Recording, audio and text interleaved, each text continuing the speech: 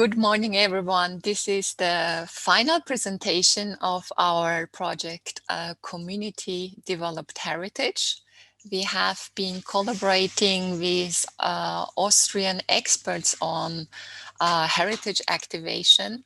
And we have been working with Let's Do It Peja in Kosovo and try to explore the region a bit, its potentials, and find a roadmap, a collaborative roadmap where the community can find a place in the roadmap to activate the heritage and create new opportunities for the region.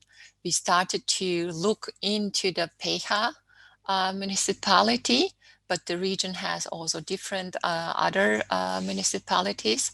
So this should be seen as a starting point, as a role model, which can be replicated and supported by the other municipalities in the region. A very important collaborator in the region was also the municipality of Peja. We got lots of insight and support for the developed scenarios. I will start share screening.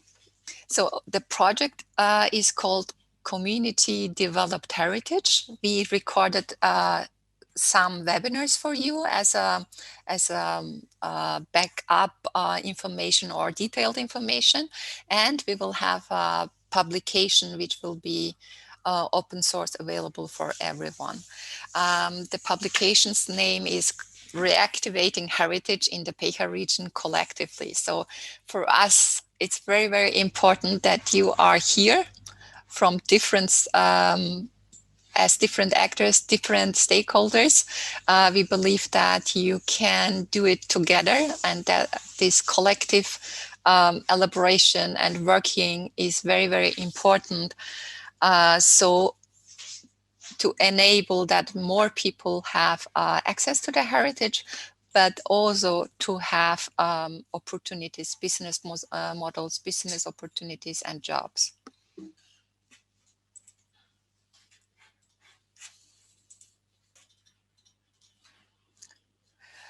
The aim of the project we will introduce a little bit, then we will have the presentation of the 3 scenarios in Albania.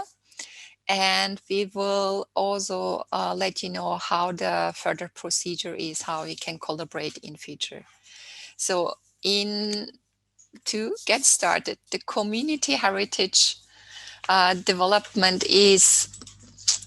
has many, many, many aspects. On the one hand, it's the community. So it's every one of you as the role, as the business model, or as your professional role in the community, but also as a member of the community, as a user, as a resident, as a multiplicator.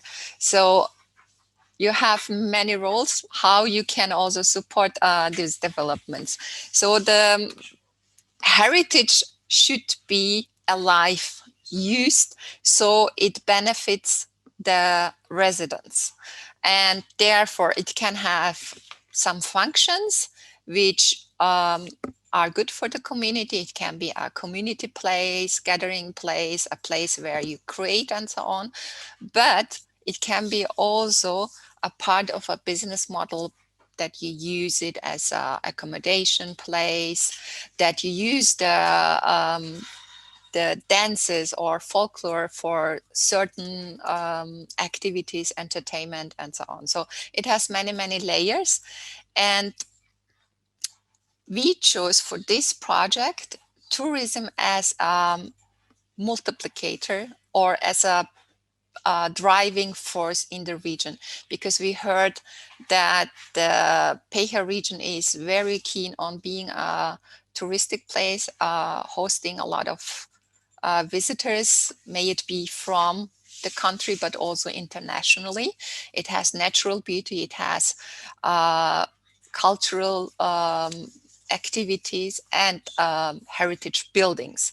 So we see tourism as an activator, as a driver for activation of heritage. But there are also some limits with tourism, because mass tourism can also destroy a lot. And it's also very important that the tourism is done in a scale and in a diversity that it benefits the community. So if you have small businesses who do also extra tourism activities offers, then you benefit, you keep the money in your region, you create jobs and so on. If you have a lot of investors, foreign investors, you may create little opportunities, but it's not guaranteed that the money will stay there. The profit may go out of the region. So for us, it's very important that the next generations have also access to the heritage, but also have possibilities to to earn their living through this activation. We see also the cultural heritage, which includes intangible and tangible natural heritage. And so it's not only about buildings, but buildings are, of course, a big part of the heritage business, let's say, because they need maintenance, they need, they are the visible part, which can be activated, together. For the project, it was very important for us to understand which communities exist in the region and how can we activate. So the scenarios will also address this point a little bit more. And this is more or less the scope of the project. I don't know if Dietmar wants to add some introductory words to it. Already some years ago, I found a very interesting case for touristic development in Meppen. Meppen is a small village. You see where it is located. It's located in Germany, but near to the Dutch border, and relatively, from an economic point of view, quite weak region. And it is famous for its historic Watergate. So it has a very old and well maintained, as a monument maintained historic Watergate, and some other circumstances came together that ended in a quite interesting touristic development in a very rural and, from an economic point of view, weak area. The Watergate is one thing. The other is that it's completely flat. Yeah? So it's like whole Holland is. Meppen already is very flat. It's wonderful for canyoning there, and so it's quite the opposite from Peja. Yeah? So, but this also has so climbing is free climbing is impossible there. You will not find a single mountain. So canyoning is interesting. They have a museum where archaeological sites and special type of earth called torf. I didn't translate it. So this was already there, but not as famous as others. And then it has a association of arts. So you could book courses for painting and sculpturing there. And Burkhard Sievers is one of the teachers there. And the Van Gogh Stiftung, the Van Gogh Museum, is not far away. It's over the Dutch border, but this is also something that was part of the puzzle that was then put together. And there was a youth hostel, and very interesting is that now they have about 30,000 overnight stays in this touristic region. In this region, that is not as attractive as other touristic regions. So they don't have the Colosseum or the um, Schieferturm or whatever. So it's not that spectacular, but 30,000 overnight stays is quite interesting. And they have a one third is a so-called return business. So the teachers that come with their school classes to do canyoning, to take for painting, for the two museums, they come back with their kids. So that shows that it has certain advantages, and the advantage is that they all cooperate and created a so-called one-stop shop. So the youth hostel is where if I want to go there, call or write an email. They offer not only the overnight stays, they offer the trip to the museum, they offer the art, the painting course, canoeing, and other museums, and all the services around. So the transport, and I just have to sign one order. I have to place one order, and everything is organized. I can choose certain things. I think I say, okay, I don't want the museum of archaeology because my kids are not interested, or the school class would not be interested. But I can choose from a package, and this is all based on bilateral contracts. Yeah? So there is no huge new organization. The only thing is they cooperate and they do cross selling. Yeah? And this is this is something that I again would like to share with you.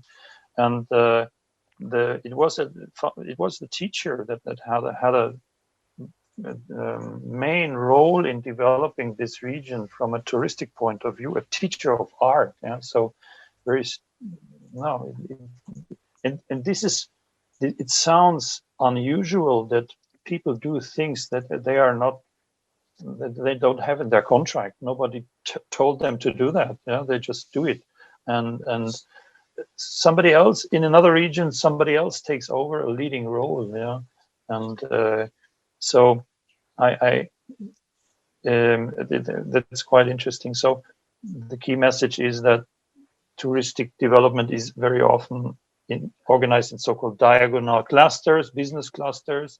That means cooperation of different types of organizations from government, third sector, and private sector, and the quality of the cooperation and the quality of the cluster, the quality of each piece, and the quality of how they are linked together makes the difference in Meppen. Because Meppen has nothing very spectacular, uh, and this is another example I talked about in the morning with Virtit about it. These are these flow trails. Yeah, this is a region, and here the leading role has well, what is it in English? A masseur. Yeah, somebody who does massage. Yeah, so he copes with all these guys that get hurt. Maybe this is the business model for it. No, I'm just joking. So that's so funny. They put also different things together: mountain biking in summer, skiing.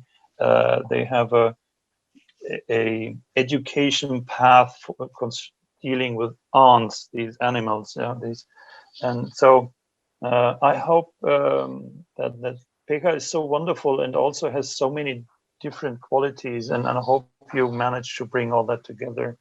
Uh, Even more, you did that, or you started already. That's what my experience, and I hope it will develop also much stronger in the future.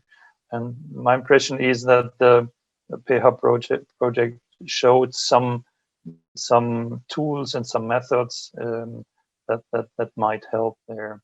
And if you need any advice, just give me a call, or if you want to discuss some ideas, just give me a call and or send an email, and I would be glad to give feedback.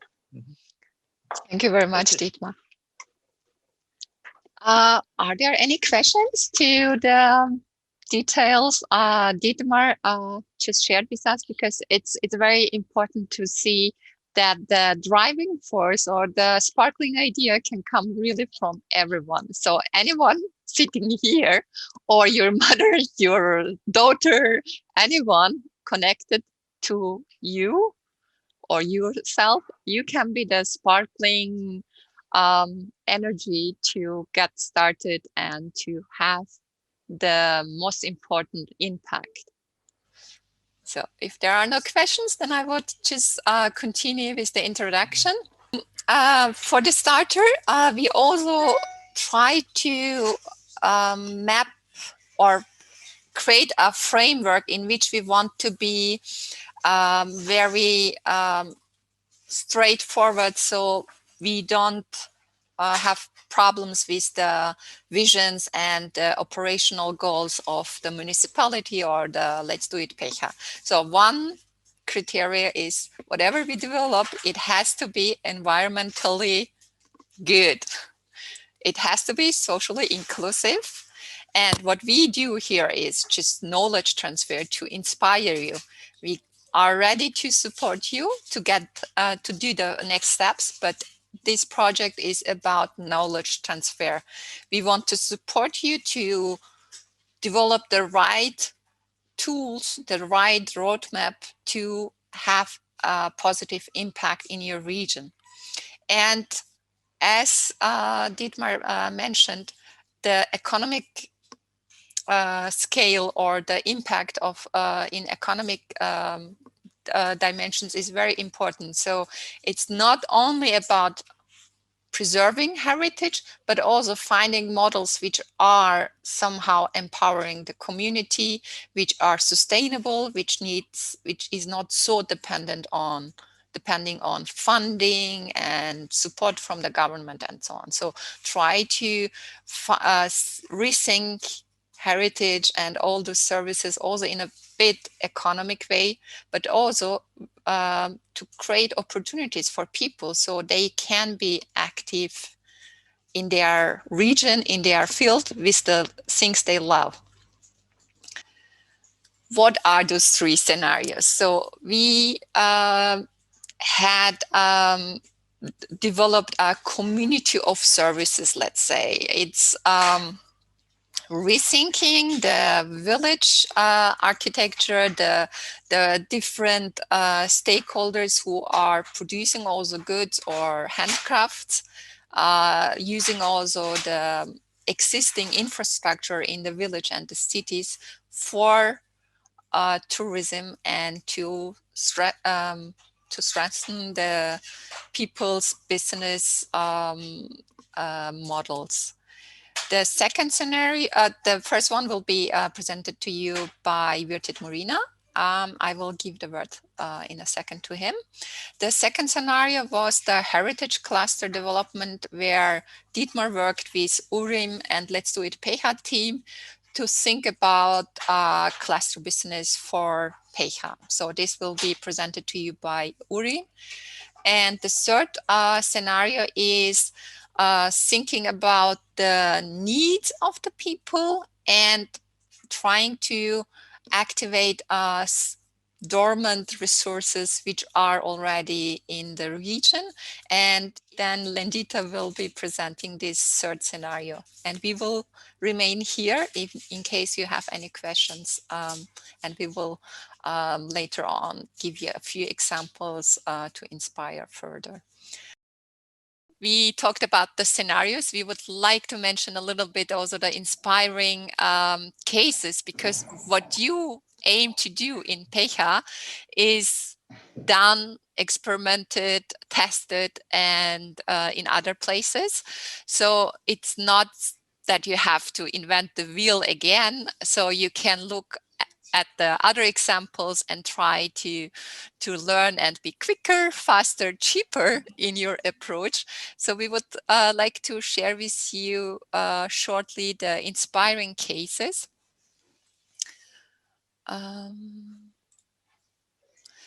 In the publication, it will be then the chapter 7. So you will see different inputs in those case studies. You will see how you create opportunities, how you can empower the community, how you can be sustainable and still valorize your heritage. So the first The first case studies were presented by Silvia Forlati. We also had a little bit glimpse with Virtit's presentation. Silvia, would you like to reflect on the cases and the scenario a bit? Yes, thank you very much to all of you for giving me also the possibility to take part in this project. I think what this project allowed me to do was to go back to Italy, the country I come from, and take from there some approaches that have to do with community. We had a talk with Dietmar, where Dietmar said, what you call community is probably what I call cluster. So it's a bit of a different perspective if you're coming more from the economics point of view, or if you're coming more from the planning sociology point of view. But I think it's true that we are talking about similar things, which are different models of how things can be initiated and how things can work. So, and these are about how things can be initiated, but also how things can be spread and come out of an idea of cooperation instead of competition. And this is something that I'm looking into also in different issues in the cities, but also in the countryside. So the examples I took were about mainly this idea of albergo diffuso, which Vit, I think, found interesting, which I'm happy about. And this is something that in Italy has been developing since many years, and also was a kind of an association has been created, and then it's a model that has been kind of exported in other part of the world. And as often happens in this kind of approaches that are based on cooperations and on simple things, it's maybe something that could already be existing. It's not being found new, but it's about realizing the value of these cooperations. And that's, I think, what is also possible in the Rugova region. But you look at these examples and be inspired by them. So the Albergo Diffuso has some success, has quite a few success stories in Italy, but not only. I think it's also present now in Germany or in Japan. And that is a possibility, I think. And the other thing is this experience of community mapping, which is about involving local people in the process. So it's about not thinking in top down, which is saying, okay, I come from outside and I want to create something there. It's also not just leaving things bottom up, which is say the local initiative is there and does something, but it's trying to create links between these two approaches. So I think it's also important, the question, how can the public structure, the region or the city help local initiative to become stronger? And that's, I think, what is a bit the question that also in this workshop should be approached. So also to start to hear from the city, what do you think? How can these ideas make the next step? Because the roadmap is a more like a kind of sketch or vision, an idea collection. But I think the important question is now what to do with these ideas. How can these ideas start to become realities? So I think, but I don't think we have to go in detail what about the models or the successful examples. With are part of the publication has been communicated to the team. But I think the questions, the time we have should be now really used to come together and to think, what can we do as next step? The guide has some ideas, but I think it's important that also the external partners that are now here give us a feedback on this. Thank you.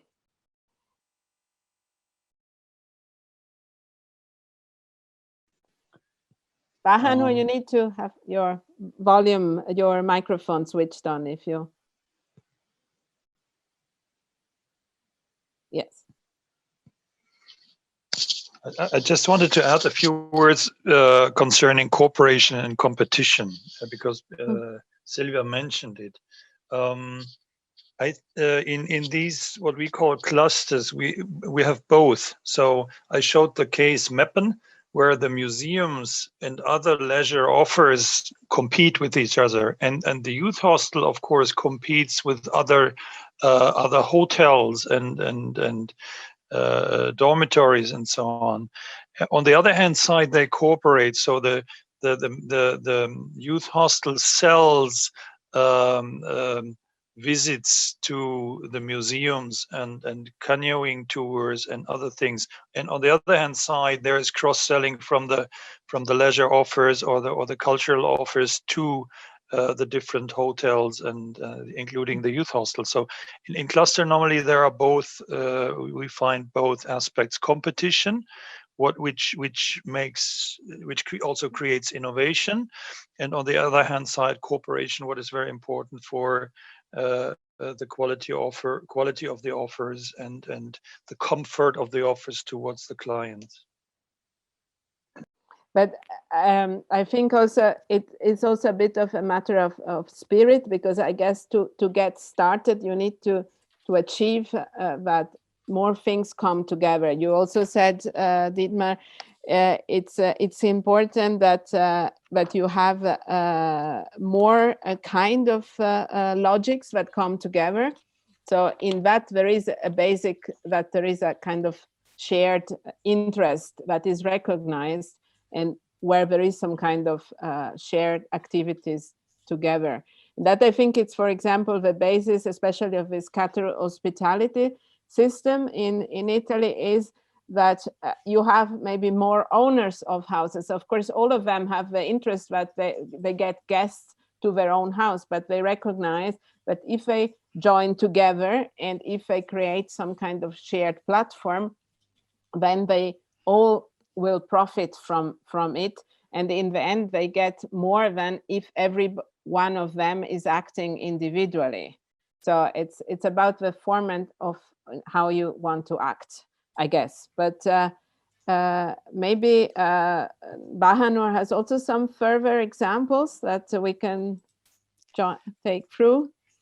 So the examples which are, as said, as webinars available, but also in the publication, I just took out one example because I believe that the municipality can, of course, be more strategic and active in installing those seats where the community can be active.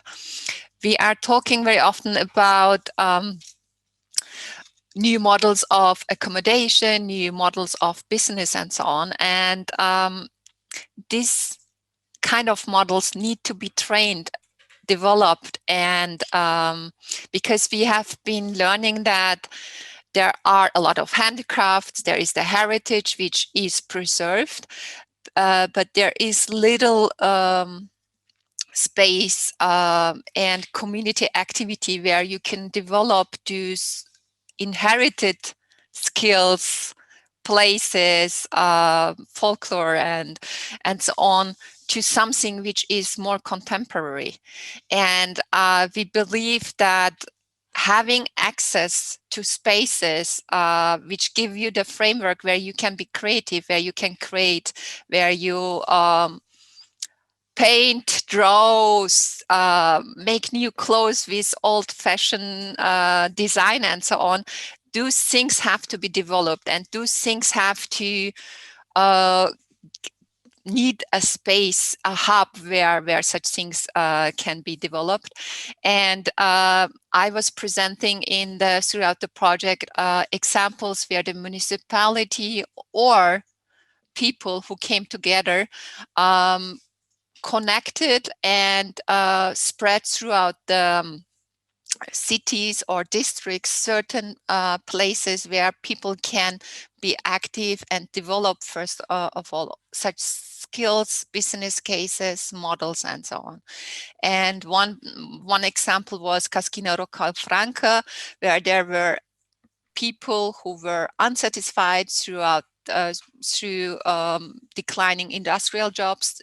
This was an agricultural building, and the city, with the people in participative processes, created this community space where people could express themselves through arts, through creative industries, through festivals, and be the community which others would like to join, visit, be a part of.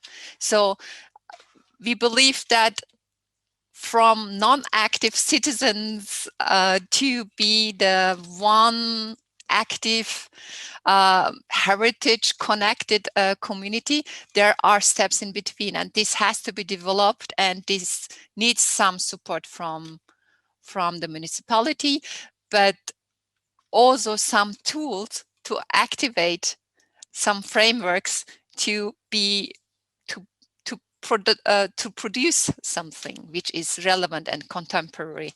So we have been looking at such heritage projects throughout Europe. There are 16 cases which are analyzed, what kind of partnership they have, what kind of financial model they have, what kind of business model do they have, how can they be self-sustaining, not only being a community center, but also self-sustain and create jobs as a side industry or renting places and so on. So you are very, very much invited to visit the Open Heritage websites. You can download, you can watch the films there, and we are of course also here to share more in depth the stories. But there are a lot of examples which are successfully doing this, and it's not happening overnight, but it's a glimpse of the future. It is possible, and you can also see how it can benefit each single business, but also the community, and support the activities of the municipality. So if there are no other comments or feedbacks, as said and as offered, we are here. We would be happy to support you in activating. It's basically getting in routine of activating, involving, and constantly developing it. There is no stop anyway. There is no final stage in this community developed thing.